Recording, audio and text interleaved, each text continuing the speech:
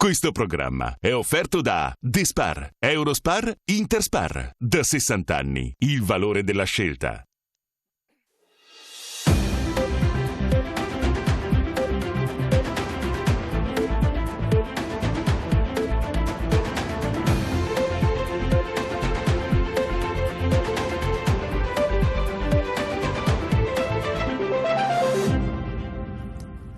Buonasera, bentrovati, Primus Inter Pares, appuntamento del lunedì e del mercoledì, gruppo TV7, come di consueto vi ricordo siamo in diretta sulla pagina Facebook. Ovviamente il tema, come vedete, è questo maledetto virus che sembrerebbe, uso un termine, un condizionale, perché ancora la posizione non è molto chiara, è sempre molto preoccupante, però sembrerebbe che siamo sulla strada giusta per poter avere un attimino di vedere la luce in fondo al tunnel, come si dice. Ne parleremo questa sera, voi da casa come di consueto potete telefonare, potete mandare i messaggi ai numeri che vedete in sovraimpressione con Ubaldo Lonardi, medico di base e medico del lavoro. Buonasera dottore, grazie di essere con noi. A voi. Saluto Massimo Alberti, economista, buonasera. Buonasera. E attendiamo Andrea Pennacchi che è un po' in ritardo però arriverà a momenti. Andiamo in redazione, saluto Elisabetta Corazza, buonasera Elisabetta. Saluto te Giorgio, gli ospiti in studio e chi ci segue da casa, a cui ricordo che possono partecipare alla trasmissione se ci telefonano allo 049 80 77753 oppure possono mandarci sms al numero 345 3341 171, numeri che comunque scorrono in sovraimpressione. Bene, pochi minuti fa ha terminato la conferenza stampa Conte con i ministri, il ministro del lavoro, il ministro della scuola e ovviamente ci sono delle grosse novità per quanto riguarda la parte scuola e anche ovviamente la parte lavoro e ne parleremo ovviamente con questa trasmissione perché sarà il tema oltre per quanto riguarda quello sanitario che questa sera dedicheremo ampio spazio. Avremo collegati molti personaggi, dal sindaco di Padova, Sergio Giordani, a Variati, a Rente Canzian, quindi rimanete con noi perché sarà una serata molto interessante. Però prima di tutto do la linea a Denis nell'altra redazione che ci dà i numeri purtroppo della giornata. Dico purtroppo perché sarebbero belli se fossero davvero zero, ma non è così. Denis. Sì, hai ragione Giorgio, è così. Comunque cominciamo con i dati, partiamo con quelli nazionali. Casi totali dallo scoppio dell'epidemia nel territorio sono 132.547, i malati 93.187, quindi i positivi insomma ad oggi più 1.941, i guariti 22.837, mentre i deceduti sono 16.523. Possiamo andare anche con il dato relativo ai dati del Veneto con 11.698 casi totali, 10.025 malati, 7.577 i ricoverati in area non critica. Vedete che fortunatamente scende insomma il numero dei ricoverati, 316 quelli in terapia intensiva, 1.225 i dimessi, 684 invece i deceduti. Giorgio, abbiamo preparato anche la grafica che riepiloga insomma in poche parole quella che è il decreto in prese che ha ufficializzato il Premier Conte. Poi come hai detto tu ne parleremo nel dettaglio. Comunque nel dettaglio insomma 400 miliardi in più per le imprese, di questi 200 miliardi per il mercato interno e 200 miliardi per l'export, con garanzie fino al 90% per le imprese senza limiti di fatturato, e questi 400 miliardi poi ci ha tenuto a specificare il Premier Conte, sommati ai 350 miliardi del decreto Cura Italia, fanno in totale 750 miliardi per le imprese. Chiudo solo dicendo che è stata deliberata anche la sospensione di vari pagamenti fiscali, contributi e ritenute anche per i mesi di aprile e maggio. In ogni modo poi approfondiremo anche il lato economico. Ovviamente è un decreto che è tra i più importanti che siano stati fatti in Europa, però ne parleremo perché è appena stato fatto, quindi ci vorrà il tempo per capirlo, per studiarlo, per vedere i lati positivi. Sicuramente ci saranno anche quelli negativi, però la cifra sembra e sembrerebbe molto importante, quindi questa sera darà adito a un'ampia discussione qui in studio da me. Abbiamo il primo collegamento, Denis, dovremmo avere il sindaco di Padova Sergio Giordani che sì, è già collegato, adesso andiamo a salutarlo. Buonasera sindaco. Sì, buonasera a tutti voi. Bene, il collegamento funziona bene perché con Skype oggi con la tecnologia riusciamo a far funzionare tutto. Allora, come va a Padova? Comincio così con una domanda molto semplice. Oggi le piazze hanno ripreso il loro lavoro quotidiano dopo la sospensione di sabato. Lei ha fornito dei soldi per chi ne ha bisogno, 20 euro a ovviamente chi ne ha bisogno anche di più a persona. Insomma, ecco, come sta andando a Padova questa purtroppo dura batosta che sta subendo tutto il mondo? È sempre triste in qualsiasi caso, però comunque Padova sta reagendo molto bene. Sta reagendo bene sotto l'aspetto sociale, si vede poca gente in giro, per cui ha capito perfettamente che la situazione è delicata. Per quanto riguarda come amministrazione, abbiamo ottemperato in maniera veloce per quanto riguarda i bonus per la nuova povertà, mi riferisco ai nuovi poveri che sono non quelli che già erano nostri abituali utilizzatori, ma parlo di nuovi poveri, sono la badante, il golf, il commesso del piccolo negozio, i cosiddetti nuovi poveri. Il Conte, come il Premier, ha messo a disposizione 400 milioni di euro per l'Italia, di cui 1.100.000 euro per Padova. Noi siamo stati, mi ritengo, abbastanza veloci e abbiamo creato, tra virgolette stampato denaro, mi spiego meglio, abbiamo stampato buoni da 20 euro in maniera tale da essere veloci, perché come ho già detto, chi ha bisogno, chi ha fame non può aspettare. Il tutto è stato fatto anche con la collaborazione per quanto riguarda il prefetto, Guardia di Finanza, Carabinieri, CSU. Noi abbiamo una grande fortuna che abbiamo un volontariato molto importante a Padova, ricordo che siamo capitale del volontariato, i servizi civili, i volontari, abbiamo messo un po' tutti quanti e ci siamo messi all'opera e domenica mattina, la scorsa settimana, siamo riusciti a costruire tutto. È stato anche semplificato sotto l'aspetto burocratico, per cui siamo andati molto sulla fiducia delle persone. Chi ha bisogno chiama il centralino dell'amministrazione comunale, a cui rispondono dei volontari che fanno una piccola inchiesta. Ovviamente non possono essere aiutati chi ha reddito di cittadinanza, piuttosto reddito di solidarietà o altri tipi di reddito, ma chi ha veramente bisogno, il comune interviene tramite ovviamente questi buoni sconto. Questi buoni sconto, c'è una certa logica.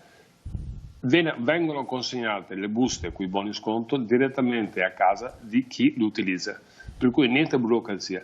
Crediamo solo un'autocertificazione degli utilizzatori che dichiarano che hanno ricevuto questa somma per bisogni primari. Ovviamente i buoni, come tutti sanno, non sono per prodotti primari, per igiene personale. Sta andando, a mio modo di vedere, abbastanza bene.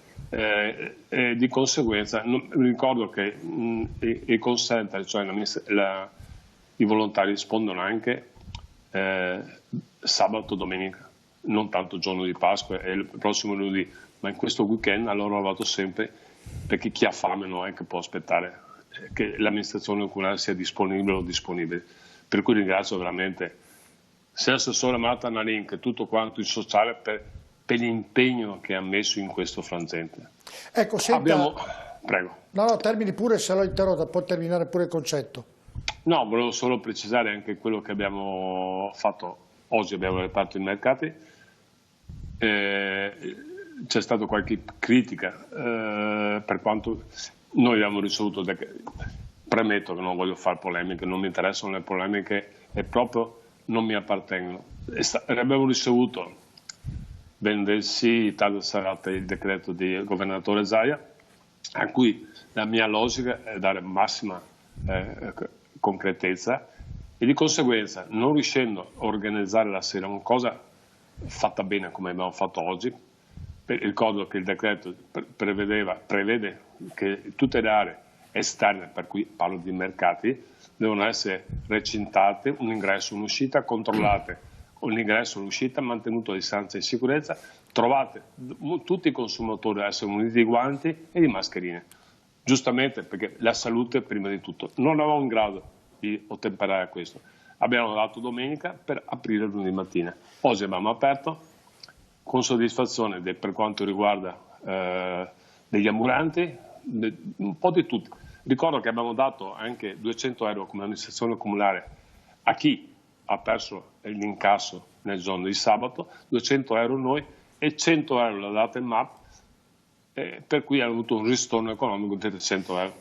Ecco. Io ritengo, oggi ho fatto personalmente un giro di un po' di mercati e c'è la soddisfazione per quanto riguarda sia gli ambulanti sia i consumatori. Abbiamo incontrato le categorie economiche stamattina, hanno preso anche loro soddisfazione, per cui sono abbastanza soddisfatto. Chiaramente è un momento molto difficile. Molto difficile. Senta, Sindaco, allora Conte pochi minuti fa ha fatto un decreto che ovviamente per le aziende, per le piccole e grandi aziende, per gli artigiani, per via scorrendo. La domanda mi viene d'obbligo e gliela voglio fare, gliela farò a lei e anche a altri sindaci che avremo in collegamento.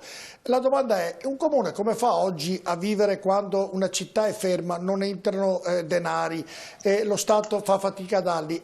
Avete soldi per mandare avanti la baracca? Uso un termine molto semplice. O come farete? Noi, l'amministrazione di Padova funziona, ritengo bene. Chiaramente, non avendo incassi, oggi non abbiamo incasso di nulla, abbiamo solo costi, è difficile. Io penso che sia fondamentale che il governo aiuti le amministrazioni comunali. Noi siamo in grado, costi quel che costi oggi, di assolvere ai bisogni primari. Chiaramente non riusciamo a fare di più. Mi spiego meglio. Oggi gli assessori hanno il loro budget, chiamiamolo tra virgolette, un fondo stanziato, non riusciamo ad andare oltre. Oggi, questo lo dico oggi, perché ogni giorno cambia la situazione. Ovviamente non abbiamo incassi di nessun tipo, proprio incassi nel senso, adesso chiedo scusa il termine, ogni tanto ritorna la mia logica imprenditoriale, addizionali IPER piuttosto che sanzioni amministrative, più queste cose. Oggi non abbiamo nulla, per cui stiamo badando moltissimo ai costi, però siamo attenti a tutto e cercando di assumere il più possibile contorno sotto l'aspetto sociale, che per me sono importanti e sono i bisogni primari dei cittadini.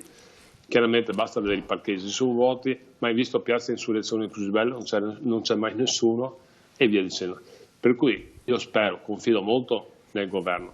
Io penso che il governo barra Unione Europea, e sono convinto che l'Europa non esiste senza l'Italia, di questo sono certo, basta deve tenere solo duro Conte, perché credo che sia impossibile per l'Europa stare senza l'Italia, per cui vogliono o no, devono rendersi responsabili e condividere i problemi nostri, che poi sono nostri per modo di dire, perché se badate bene cosa succede in Inghilterra, in Spagna, in Francia, negli Stati Uniti, è un problema globale.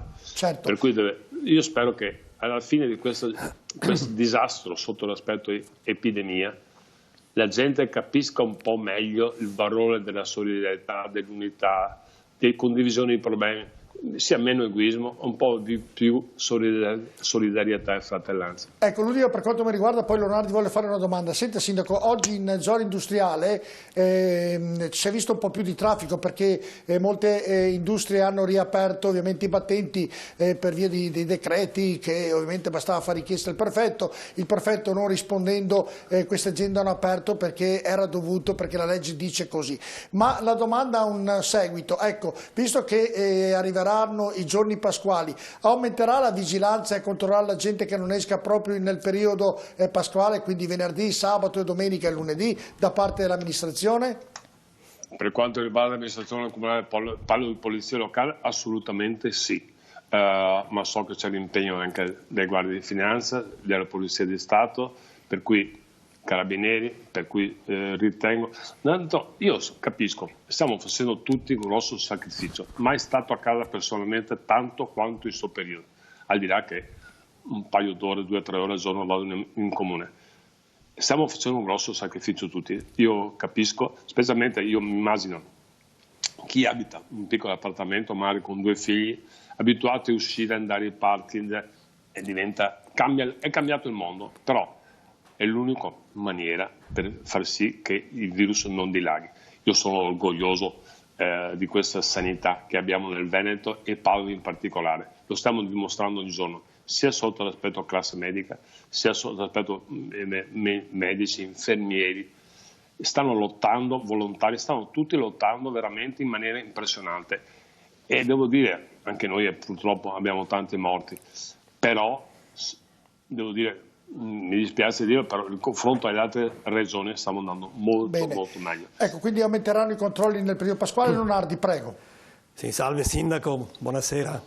Buonasera. No, volevo dire questo, che non è proprio l'immagine di un comune che non incassa, non è proprio forse quella giusta, nel senso che il comune non è un negozio che, anche se sta chiuso, come di fatto è... Esatto, cioè il comune vive di trasferimenti dallo Stato per la maggior parte e poi delle tasse comunali. E certo, questi trasferimenti e le tasse che il comune decide di applicare ai suoi cittadini ad oggi non sono diminuiti.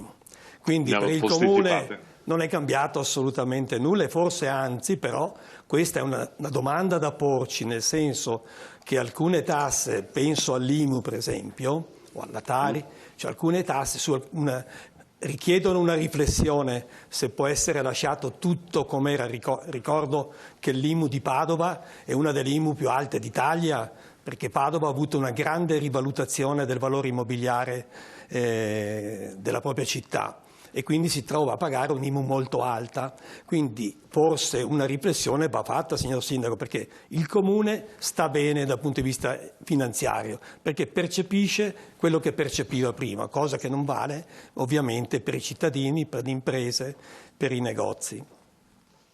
No, non è vero questo. Il Comune attualmente sta bene, nel senso abbiamo posticipato delle tasse, ma ricordo sanzioni... si pagano. No, ma non ci sono, le macchine non girano, purtroppo. È un vantaggio questo sotto certi aspetti, sicurezza, eccetera. Però le multe non vengono fatte, l'autovero non funziona, gli incassi per quanto riguarda le mosse non ci sono, le addizionali IRPEF, chissà cosa succederà. Faccio un elenco che non finisce più. Sono poche cose. No, sulle multe ha ragione. Così, sono molto sulle multe ha ragione, ma... Forse non conosce molto bene il bilancio comunale. Io mi pregio di conoscere un pochino e guardo ogni giorno perché sono molto responsabile. Per cui mi auguro che sia come dice lei, però purtroppo non credo sia così. Ho fatto l'altro giorno un veloce aggiornamento, purtroppo ogni giorno cambia. Dipende moltissimo da quanto darà il governo come amministrazione comunale. Oggi noi siamo in grado di gestire quello che dobbiamo gestire, ma non so cosa succederà, quanta gente si muoverà. Le addizionali IRPEF, essendo tanta gente in cassa integrazione, sa benissimo che sotto una certa percentuale non prendiamo addizionali IRPEF. Faccio una serie di cose che non finiscono più, però magari ha ragione lei, magari sarei molto contento, no? Non sto piangendo il morto, l'amministrazione comunale non è impresa privata, per cui è tutto trasparente. Vediamo un po' cosa succede. Io mi auguro che non siano problemi, mi auguro, sarai la persona più felice del mondo. Grazie signor Sindaco. Buonasera, buonasera a tutti. Grazie Sindaco. Io credo che davvero amministrare comunque, perché poi io credo, lo dico a tutti e voi, è facile criticare chi ha sbagliato, chi non ha sbagliato, perché io credo che Leonardi abbia sbagliato magari in questo frangente della politica, però credo che abbiano sbagliato anche gli scienziati e credo che entrambi, io non voglio fare quello che perdono tutti, però credo che entrambi abbiano una giustificazione di fronte a, lei è medico, a questo virus che era sconosciuto a tutti e a tutto, e quindi ovviamente eravamo tutti ed erano tutti impreparati e quindi errori per forza di cose ma di fatti il mio ragionamento non è che ci sono degli sbagli, constato che è vero, il comune si sa, tutti sanno che vive dei trasferimenti dallo Stato, non è che abbia alcune quisquiglie come quelle che citava il sindaco. Lo so perché Leonardo ha fatto la domanda, perché ho visto Conte che ha dato soldi a tutti e non ha detto ai comuni no. Allora ho detto no, vabbè, ho detto però i comuni oggi in questo periodo mi è venuto in mente non percepiscono multe. Adesso vedremo, perché noi siamo uno strano paese dove si decide di dare soldi a tutti, però poi quando è il momento di darli succede qualcosa, no? Piano, molto piano. Abbiamo visto cosa è successo con l'INPS, quei famosi 600 euro. Adesso vedremo quando qualcuno arriverà abbiamo con la bandierina a dire io sono riuscito a prenderli. Abbiamo collegato Achille Variati, che è il sottosegretario al Ministero dell'Interno, quindi chi meglio di lui può dirci se questi soldi li daranno rapidamente, come ha detto. Buonasera Variati. Buonasera a lei. Come sempre, grazie di rivederlo, era tanto che non li vedevo così sono contento di rivederlo. Allora, ha sentito che lei Conte cosa ha fatto, il governo cosa sta facendo, sarà la soluzione ideale per dare un po' di respiro, uso questo termine, alle aziende private o no, in questo momento difficilissimo? Innanzitutto rispondo dicendo che per quanto riguarda i 600 euro che cittadini hanno fatto domanda attraverso l'INPS, questi saranno erogati non oltre il 15 di aprile. Quindi li si troverà nei conti correnti dei cittadini che ne hanno fatto richiesta. Poi verranno fatte delle verifiche se ci sono stati dei furbi, verranno messi alla gogna, si fa per dire, ma intanto diamo i quattrini, perché qui bisogna correre contro il tempo e non si può perdere tempo. Per quanto riguarda poi la manovra di oggi, è una manovra potente che non ha precedenti nella storia della Repubblica. Il governo ha stanziato 200 miliardi di garanzie per tutte le imprese, senza limiti di fatturato, con una copertura che fino a 25.000 euro addirittura è automatica. Cioè non serve nemmeno che la banca, ovviamente a fare l'intermediazione sono le banche, la banca non avrà scuse per fare chissà quali procedure strane, perché in questo caso lo Stato risponderà con il 100% della garanzia. Quindi il meccanismo di liquidità all'impresa dovrà essere, si fa per dire, immediato. Variati, le chiedo scusa se la interrompo. Prego. No, perché cerchiamo anche di far capire perché il decreto l'ha appena fatto il Presidente del Consiglio, quindi anche perché la gente a casa capisca. Allora, io ho un'impresa e chiedo i soldi, vado alla banca, semplifico, la banca mi dà 25.000 euro. Questi 25.000 euro dipende da quanti dipendenti ho, da quanto è il mio fatturato, da cosa dipendono, e la banca me li dà direttamente o richiede garanzie? Esempio, va il bandito di turno a chiedere i 25.000 euro con dei sotterfugi, li dà ugualmente? Cioè, vogliamo chiarire questo passaggio? La garanzia è la garanzia dello Stato, fino a 25.000 euro è una garanzia al 100%, quindi non servono altre garanzie. Sulla base di cosa la banca dà questa liquidità? La dà sulla base del 25% medio del fatturato precedente o comunque fino al doppio del costo del personale dipendente. Cioè praticamente se io faccio un esempio 20.000 euro di costo dipendente me ne può dare 40.000, cerco di fare un paragone, è così? È così. Fino al doppio del costo del personale. Ecco, vedremo il decreto, perché non l'ho visto neanch'io, perché è appena uscito dal Consiglio dei Ministri, ma il concetto dovrebbe essere questo. Senta, invece per chi ha bisogno di più soldi, mi sembra di aver capito, anch'io l'ho sentito pochi minuti fa, quindi mi corregga se sbaglio o chiedo scusa ai telespettatori se dico inesattezza, che può dare un prestito a certe aziende fino a 800.000 euro. Può essere vero questo che ho capito oppure no? Dunque, nel caso di imprese più importanti e che quindi chiedono un prestito di liquidità più importante, i criteri sono gli stessi che le ho detto prima, solo che in questo caso la garanzia dello Stato arriva fino al 90%, quindi c'è anche una valutazione, se vogliamo, della banca, e comunque se l'azienda può utilizzare i confidi, comunque si arriva al 100%, senza i confidi si resta al 90%. Ecco, senta, garanzie molto grandi, ecco, è evidente quello di cosa stiamo parlando. No? Ecco, senta Variante, l'ultima per quanto mi riguarda, poi c'è Alberti che è l'economista mio ospite che le farà una domanda. Questi soldi sono a fondo perduto, un prestito, se è un prestito la durata che durata avrà? Questo non l'ho ancora capito perché nel decreto non l'ho sentito. Cioè, contrariamente a quanto previsto per i dipendenti della cassa integrazione guadagni, voglio dire, per cui la banca fa un anticipo fino a 1.400 euro, stiamo parlando dei dipendenti delle aziende, anche sotto i 6 dipendenti, che hanno dichiarato di fare accesso alla cassa integrazione in deroga.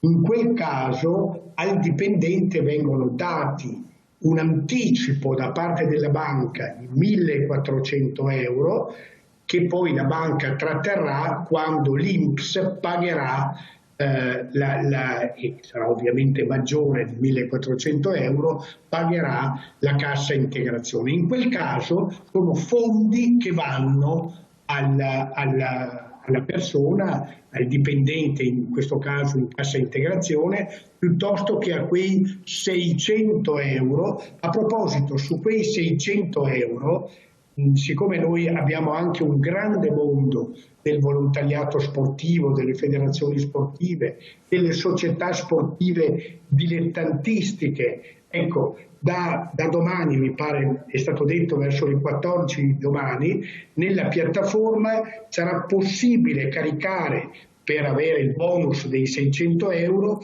anche ai collaboratori sportivi che prima ne erano stati. Certo, che poi avevo capito dovrebbero passare. Questi sono soldi che vanno. Certo. Alle imprese. L'operazione è dare liquidità a fronte evidentemente di un prestito. Questo stiamo. Ecco, ma con che tempi variati? Chiedo alla regia se mi può far vedere il sottosegretario inquadrato. Con che tempi di rientro? Allora, lo Stato dà 25.000 euro, è garante, tutto quello che abbiamo sentito bello, però poi lo Stato in che tempi li rivorrà questi soldi? In 10 anni, in 20 anni, in 2 anni? Perché è importante questo passaggio. Tutto questo, però tempi lunghi. Tempi non ho capito. Lunghi. Lunghi, questa è una bella cosa. Senta, volevo fare una domanda a Alberti. Sì.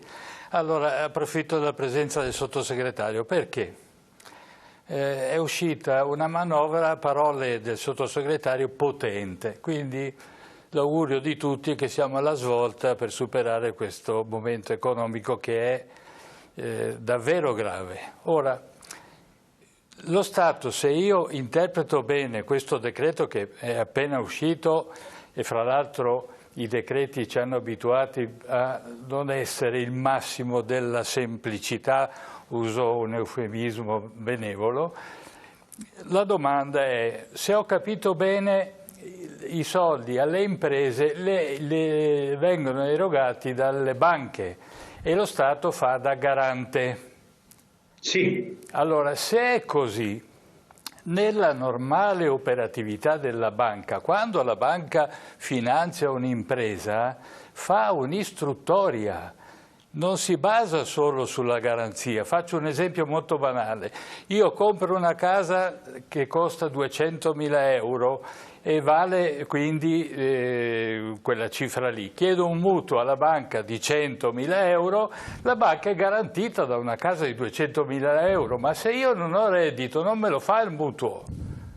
Non basta la garanzia perché la banca eroghi. Finisco il pensiero, permetta solo un attimo. Quindi se lo Stato si limita a fare da garante, io non so, è solo un dubbio che ho, mi auguro che non sia così, se potrà usare una sorta di imperio per obbligare la banca a fare finanziamento a tutti quelli che lo richiedono. Io ho forti dubbi che le cose avverranno in questo modo. Non so se lei è d'accordo o meno. Guardi, innanzitutto sul fatto della complicazione credo che lei convenga con me che sono operazioni molto complicate queste e che anzi purtroppo la cosiddetta burocrazia non è un'invenzione del governo Conte, ma è una cosa antica che abbiamo, vero? E quindi in questo caso dobbiamo combattere anche come governo, e lei e gli ascoltatori lo capiranno, in modo non semplice contro procedure complicatissime. Allora, tento di rispondere alla domanda che lei mi ha fatto. Per le imprese fino a 25, una richiesta di garanzia, però fino a del prestito garantito fino a 25.000 euro, la garanzia è totale da parte dello Stato, quindi sostanzialmente la banca dovrebbe fare un'istruttoria con una velocità supersonica. Questo è il ragionamento fatto anche con ABI, quindi con l'Associazione Bancaria Italiana.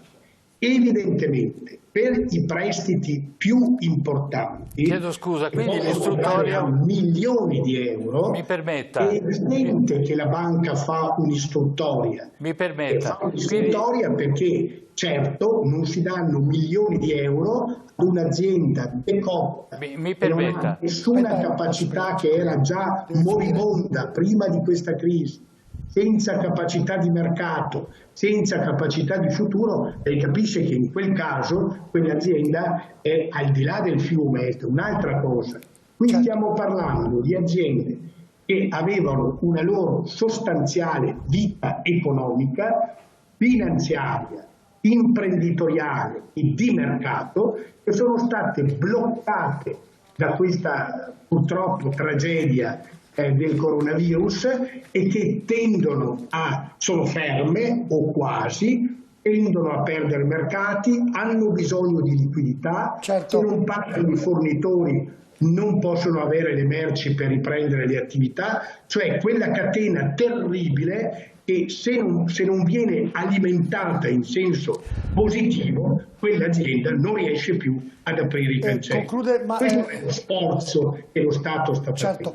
Massimo Alberti, perché poi... Solo una piccola precisazione, quindi voi avete previsto che ci saranno le istruttorie, seppure semplificate, da parte delle banche, che hanno, il linguaggio delle banche è, devono valutare il merito creditizio. Quindi questo è un passaggio che comunque si dovrà fare. E oltretutto... Sì, ma la banca deve darli subito, perché ha detto Conte che la banca deve darli. Farà prima però un'istruttoria. Non lo so. Se è meritevole di essere finanziata l'impresa piccola, medio, grande. In più aggiungo che siccome non è una foto istantanea ma è un filmato, la situazione economica di un'impresa può cambiare dopo 3, 6, 12 mesi e può peggiorare. Cosa fanno le banche? Normalmente chiedono il rientro. In questo caso con la garanzia dello Stato cosa succederà? Non chiederanno più rientro o lo Stato subito pagherà? Qualche dubbio ce l'ho anche qui io. Vabbè, se Variati vuole rispondere a questa, perché poi ho l'ultima e poi devo congedare Achille Variati. Senta Variati, nel frattempo se vuole rispondere anche a quello che ha detto Alberti. Volevo fare una domanda. Lei ieri, l'altro giorno praticamente, ha detto che tornando sotto il profilo sanitario, le case di riposo, ovviamente che è il lato più debole del nostro territorio, del Veneto, la regione insomma ha commesso qualche errore. Anche questo ha fatto irritare un attimino il governatore Zaia. Io le faccio sentire Zaia cosa le ha risposto e poi se lei vuole ovviamente dire la sua, così chiariamo che questo concetto, senza cercare ovviamente di far polemica, ma solo per capire per chi vive dentro, gli anziani che vivono dentro le case di riposo. Sentiamo cosa ha detto Zaia dopo quello che aveva detto Variati l'altro giorno. Sentiamo. Queste parole sono autentiche, resto basito, perché Variati rappresenta un'istituzione importante. Se fossi io in lui andrei in procura a fare una denuncia.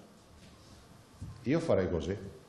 Io mi sono sempre comportato così, perché uno degli esponenti del governo, che è sottosegretario agli interni, dice che sono stati inascoltati gli appelli, eccetera, io andrei subito a denunciare la regione. E la regione poi andrà a difendersi e portare le carte. Cioè, noi istituzioni abbiamo un obbligo, le cose non dobbiamo dirle, dobbiamo farle. E le procure hanno un sacco di carte mie di cose che ho fatto e non ho detto in tutti questi anni. E un sottosegretario agli interni, non voglio far polemica, ma non può dire le cose e non farle. fa star male vedere un'istituzione che fa un'uscita del genere.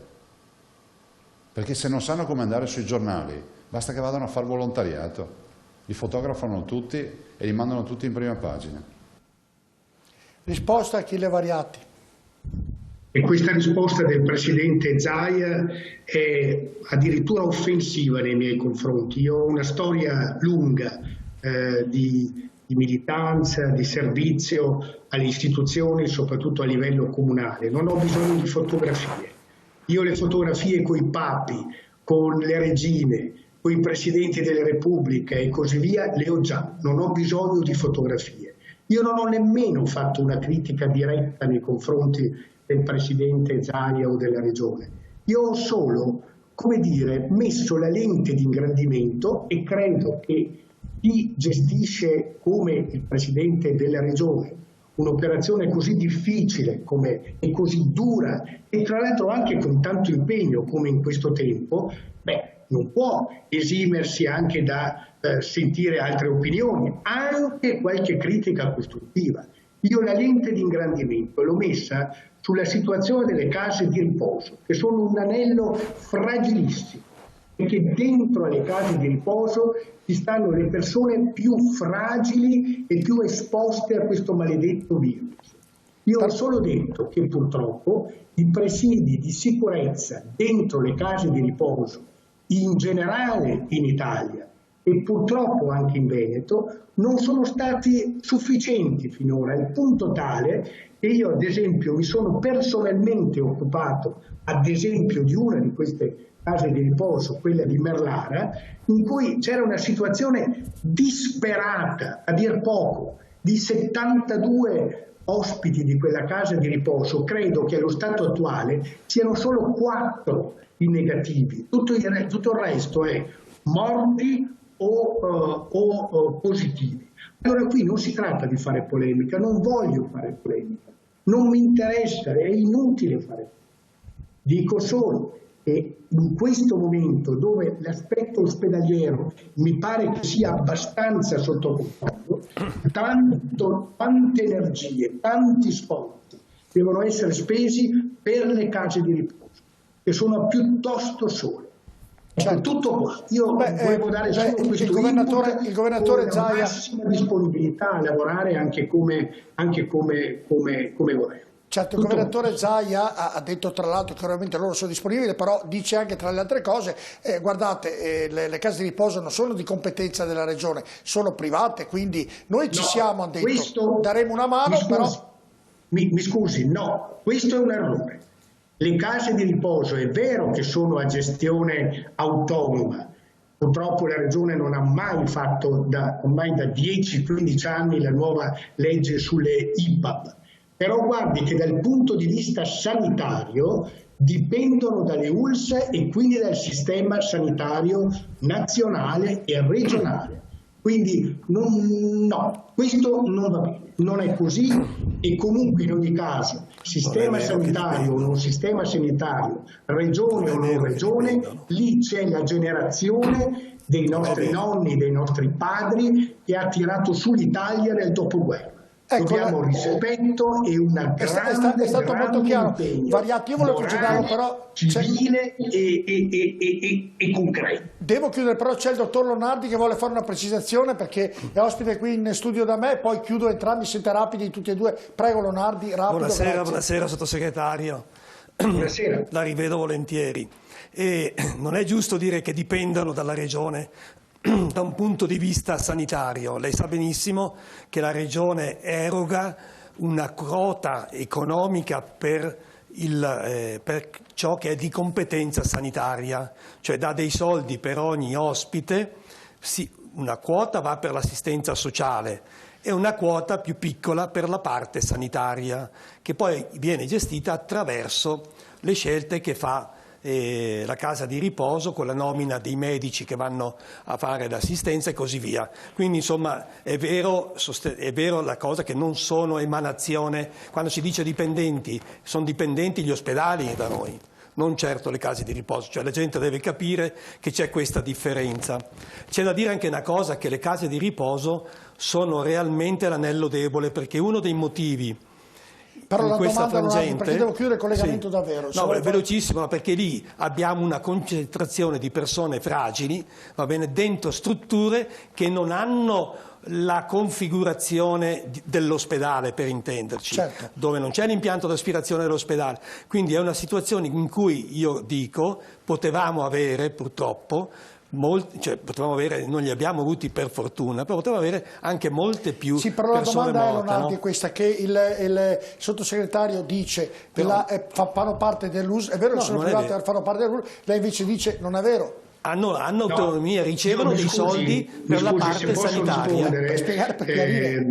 A parte che concretamente parlando tutti sono stati colpiti, impreparati da questa pandemia. D'altra parte l'ultima vera pandemia che aveva colpito l'Europa fu quella, mi pare, della spagnola circa 70 anni fa, quindi noi avevamo un'architettura sanitaria del paese che non era stata costruita in un'ottica ovviamente di pandemia, e devo dire che il Veneto, grazie anche ai servizi territoriali e quindi non ad una logica tutta concentrata sugli ospedali, ha retto meglio che altrove.